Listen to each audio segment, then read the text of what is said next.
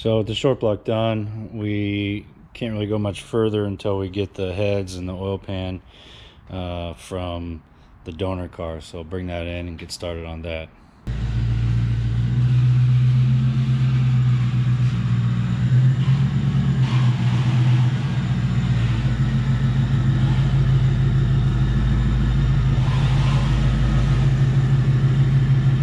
Here it is, the 99 Mustang GT.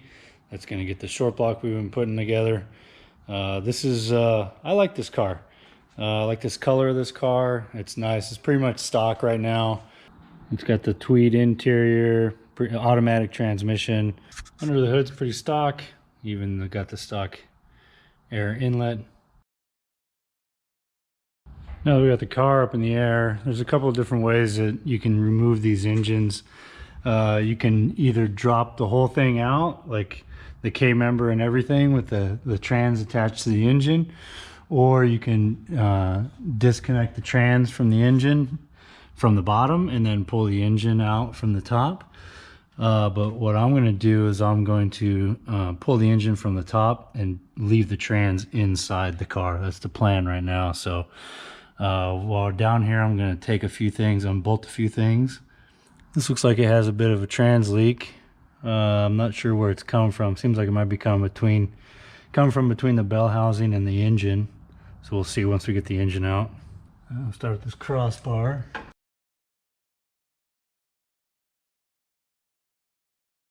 Once it's out, I like to leave the bolts and the nuts so I don't lose them. Now while I'm thinking about it, take our good friend PB Blaster here and hit the exhaust manifold nuts. Now I'm going to get this starter out of here. So there's usually 3 bolts holding this in there. A lot of times though, if the starter's been out before, a lot of people don't put the top bolt back in there. Call it the bolt delete modification. I'm not sure why this trans bolt is on the wrong side and sticking out. So we'll get the starter disconnected. There's 2 connections here. Most of the time it's going to be a 10 mil on the small one and a 13 on the bigger one. Before you go unbolting these wires, make sure you disconnect the battery. You hit this big wire is hot all the time, so it's real easy to arc that. I got the wires disconnected. I just left the nuts on there. It can be a little tricky to get them loose. Once you get them loose, you can pretty much do it by hand. So now for the 3 bolts holding the starter in there, I like to do this one last. That's the easiest one to get to. There's one kind of on the side that's fairly easy to get to, and the one straight up is the hardest. So I'm going to try and get the straight up one first. Again, if this has been put on, these are usually like 13 mil, I believe. But if these have been replaced or out, sometimes people just find a bolt that will go in there, and so you might think that it's a 13 mil, but it's not the right size. So make sure you got the right size, especially on that top one. The easiest way that I've found to do this is a series of extensions. So I have this really long one here and some smaller ones, and there's probably some more over there, but this really long one comes in handy for working on these engines. We'll use this again for getting the some of the transmission bolts off from way back there. So if you don't have any of these really long 3/8 extensions, it's a good idea to have one. So I'm going to go in from in front of the K-member and try and snake this extension all the way back through there to get it on the bolt.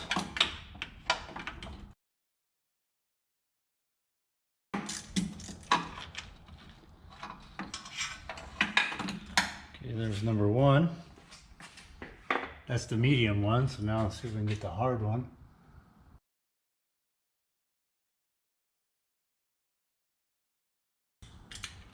Having a difficult time getting to that top one. I'm going to loosen the bottom one and see if we get lucky. Maybe it's already had the top bolt delete mod.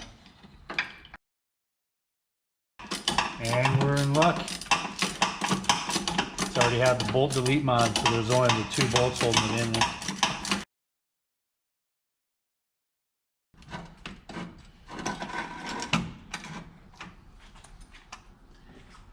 Yeah, I'm gonna hold off on trying to get the exhaust unbolted and the trans unbolted, but we get some of the fluids out of here.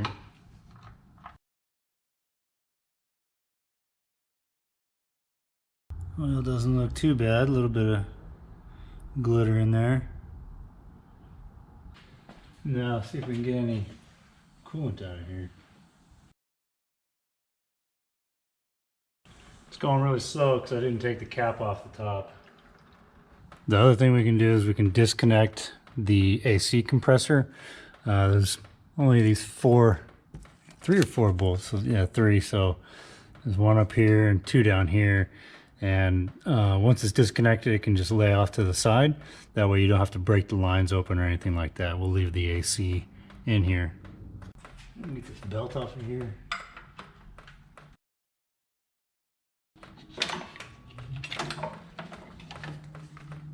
I'm going to disconnect the AC line, the electrical connection. And on that same part of the harness is the crank position sensor. I'll have to wait till I get the AC out the way. Alright, so we can get those broke loose.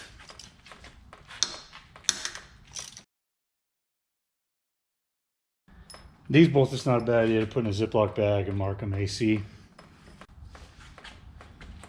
Now you can see the compressor just kind of dangles there. Let's see if I can't get this. The car is so dirty. Let's see if I can't get this connector here for the crank position sensor off.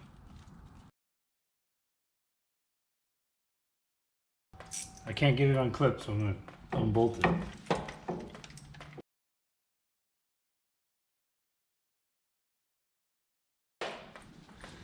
So there's the sensors out, and it still doesn't want to come unclipped. Oh, somebody glued it in there. Yeah.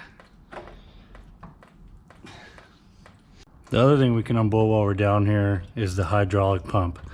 So there's, let's say there's four bolts on this one. The three are pretty easy to get to, two on the top, and this third one. The one that's a challenge is it's behind the line. So if you don't want to break the line loose, it can be a little tricky to get that one off of there. So I'm going to take this little bracket off and then stick my ratcheting wrench in there and just slowly work that out as I lower it down. You can break that loose if you want to, but I'm going to try and not break the hydraulic system open.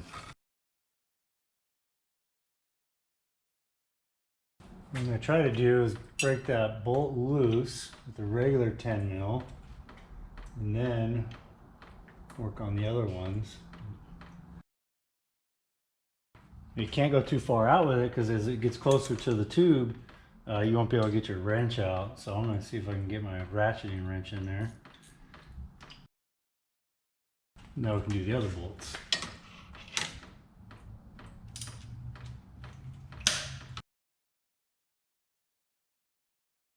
Okay, so now I've got all three out, and I just need to ratchet this one out. This is where it can take some time.